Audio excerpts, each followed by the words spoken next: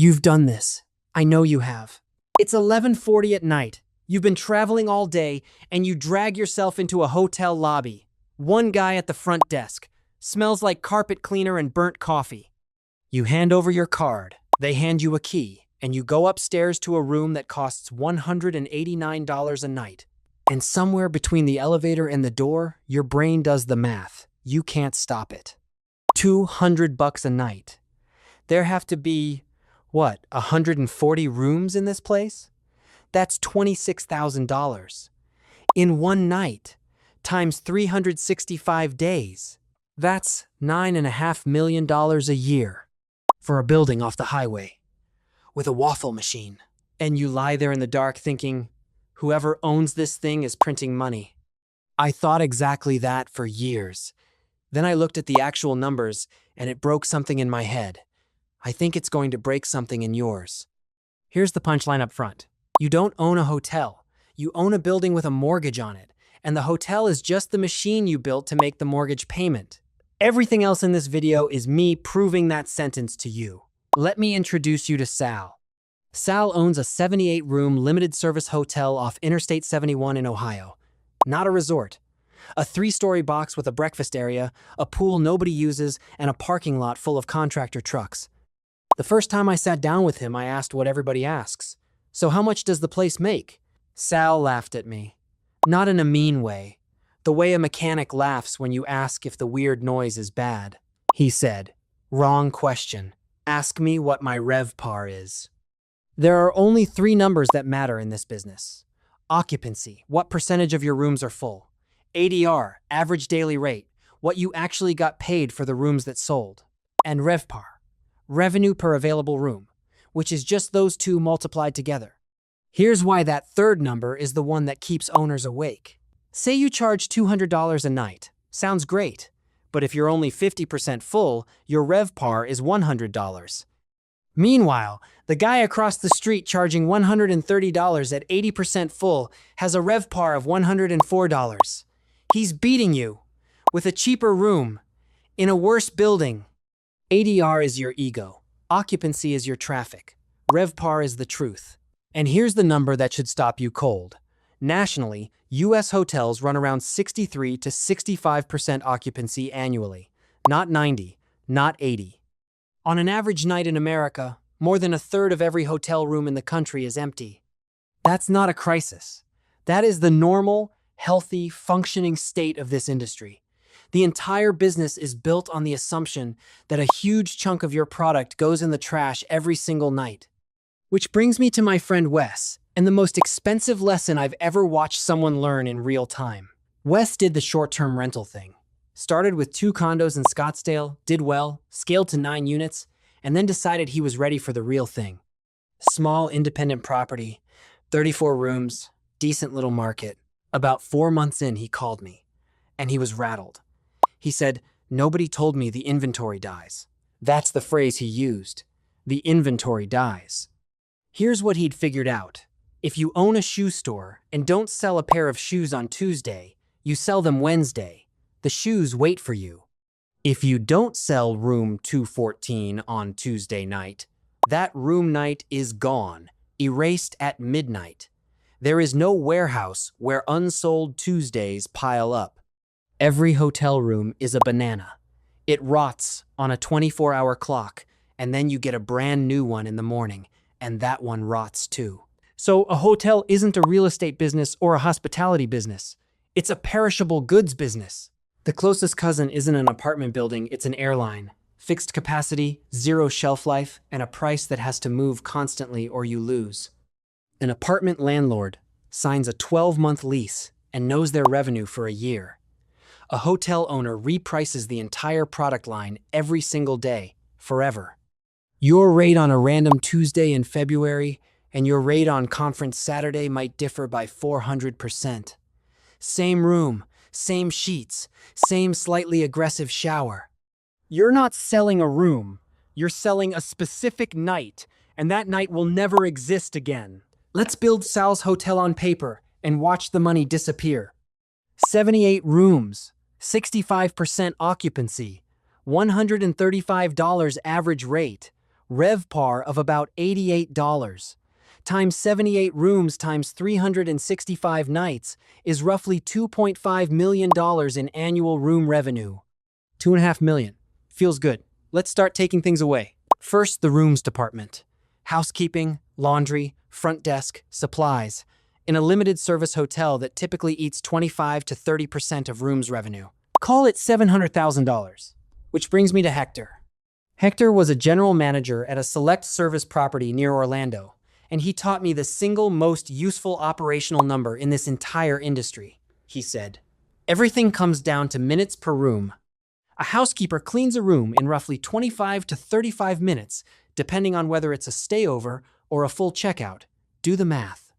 At $18 an hour, fully loaded with taxes and benefits, doing 15 rooms a shift, you're spending around $10 a room on cleaning labor alone, before soap, before linen, before the guy at the front desk." Hector's line was, "The guest sees a clean room.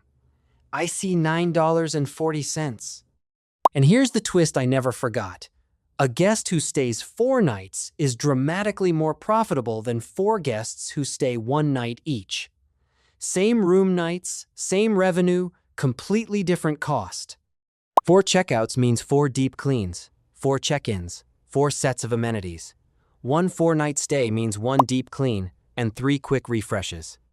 This is why hotels near airports and convention centers have thinner margins than resorts.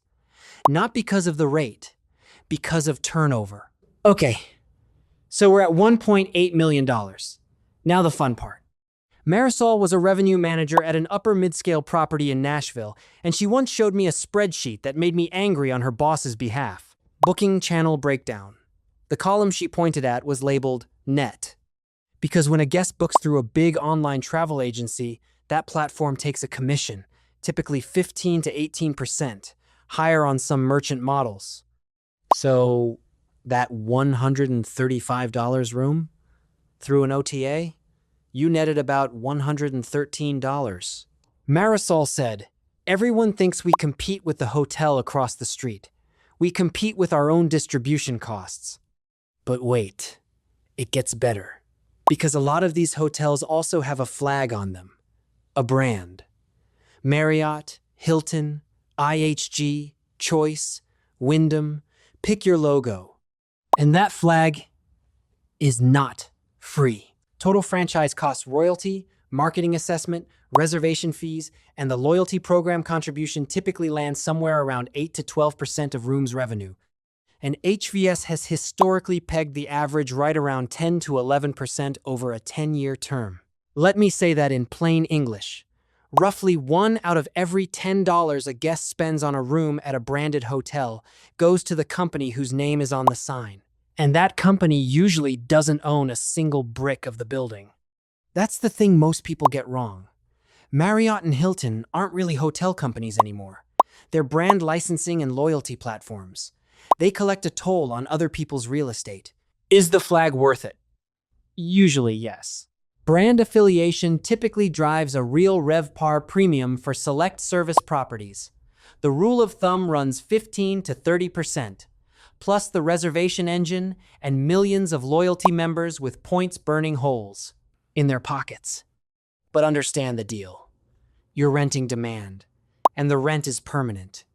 So, minus roughly $250,000 in franchise fees, minus another slice if you use a third-party manager, typically around 3% of gross revenue plus an incentive fee, minus property taxes, minus insurance, and I have to flag that one, because it's moved fast and gotten brutal in storm-exposed markets, minus utilities, minus the pool guy, minus the elevator inspection, minus the little shampoo bottles.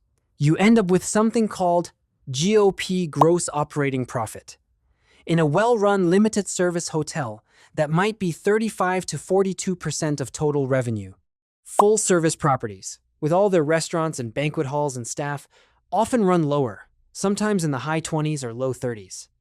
So, Sal's $2.5 million hotel is generating maybe $800,000 to $950,000 of gross operating profit. we're not done taking things away. Nina is a physician. Smart, careful with money, and about 6 years ago she went into a hotel deal as a passive limited partner. Nice upper mid-scale property, projected distributions, glossy deck. For 3 years, it worked exactly like the deck said. Checks showed up. Then she got an email with the subject line, capital call. The property needed a PIP, Property Improvement Plan. And this is the single most undermodeled number in hotel investing. When you sign a franchise agreement, you're not just agreeing to pay fees. You're agreeing to keep the building at brand standard. And every so often, at renewal, at sale, or when the brand rolls out a new prototype, they hand you a document that says, new case goods, new soft goods, new bathrooms, new lobby, new signage, new everything. You have 12 to 18 months. A standard select service PIP currently runs around $10,000 to $25,000 per room. Full service and luxury conversions run into the millions. On an older asset, brokers often size PIP liability at 15 to 30% of the purchase price. Nina's building had 120 rooms. Do the multiplication. That's a $1.5 to $2 million bill arriving as a demand letter on a property that was quietly making money. And here's the part that makes it feel like a trap. You can't say no. If you refuse the PIP, you lose the flag. If you lose the flag, you lose the reservation system, you lose the loyalty members, and your RevPAR falls off a cliff, which means the value of your building falls off a cliff, which means your lender is now very interested in talking to you. This is why sophisticated hotel owners reserve 4% of total revenue every single year for FF&E furniture, fixtures, and equipment. It is a non-negotiable line item. Skip it, and you're not making profit. You're borrowing from a future version of yourself who will be very upset with you. Sal calls that reserve the tax you pay for pretending the building isn't aging. So take another $100,000 off. Now we're at maybe $700,000 to $850,000 of net operating income on our $2.5 million hotel. And then comes the mortgage. Before we get to the debt, I need to tell you about Lorraine. Lorraine ran a 22-room inn in Vermont for almost 30 years. Wide porch, mountain views, the kind of place people put on holiday cards. I asked her once how business was, and she gave me an answer I've repeated 100 times since. I make my entire year in about 14 weeks. The rest of the time, I'm just trying not to lose it back. Foliage season and ski season. October, then late December through February. Everything else was survival. And that's the second thing that makes hotels harder than they look. Operating leverage cuts both ways, violently. Roughly half of a hotel's costs are fixed. The mortgage doesn't care that it's a Tuesday in March. The property tax bill doesn't care.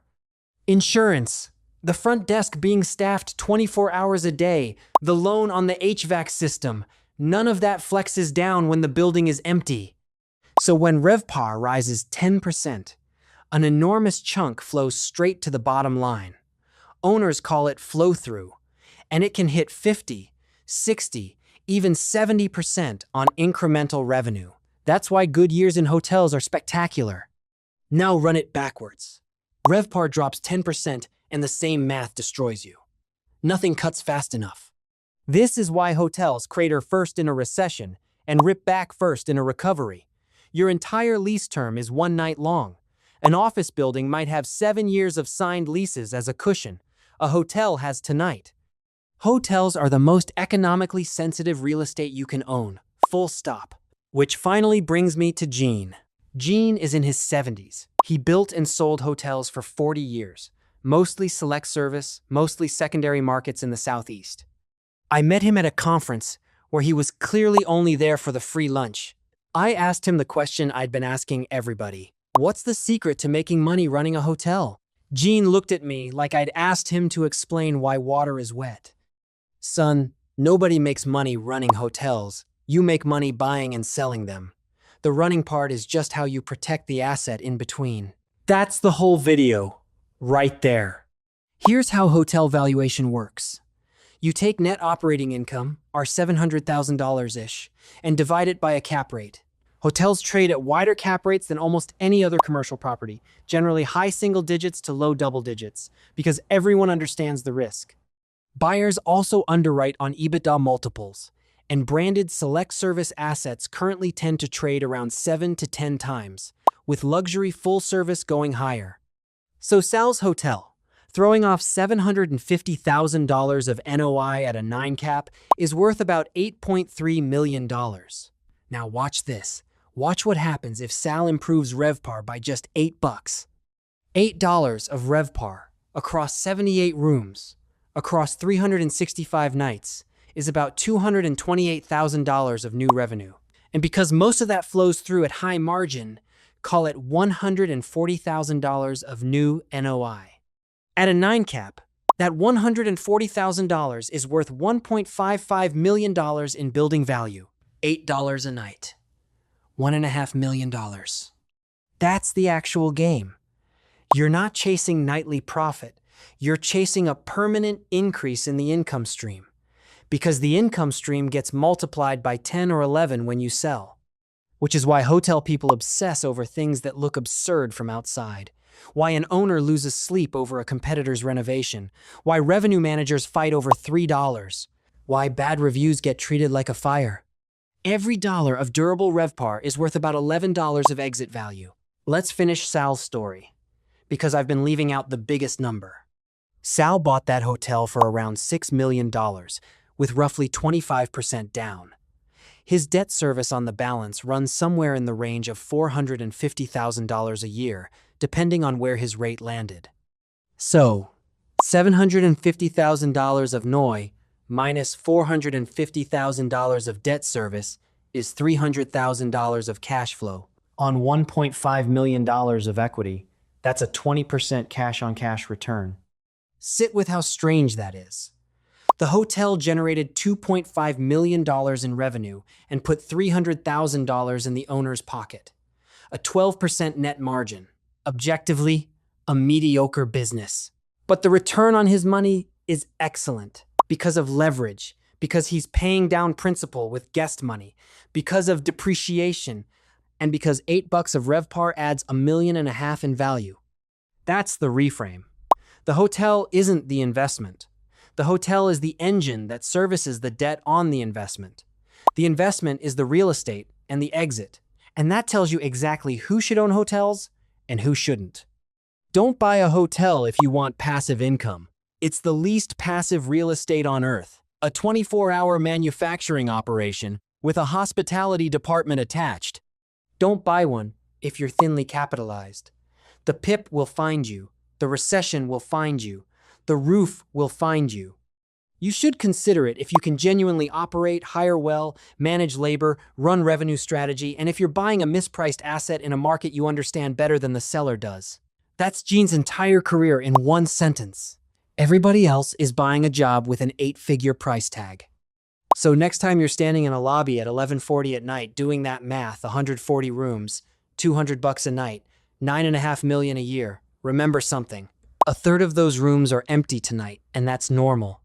10% of the money is going to a company that doesn't own the building. 15% might be going to a website. 4% is being set aside for a renovation that hasn't been announced yet. And most of what's left is going to a bank. The owner isn't printing money.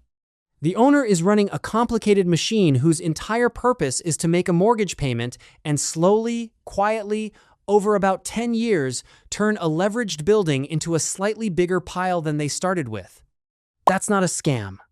That's just what the business is. And honestly, once you see it that way, it's far more interesting than the fantasy. If this reframes something for you, subscribe. This whole channel is me taking apart businesses that look simple from the outside and showing you the actual machine underneath. Next one's already in the works, and I think it's going to be worse. In a good way. See you in the next one.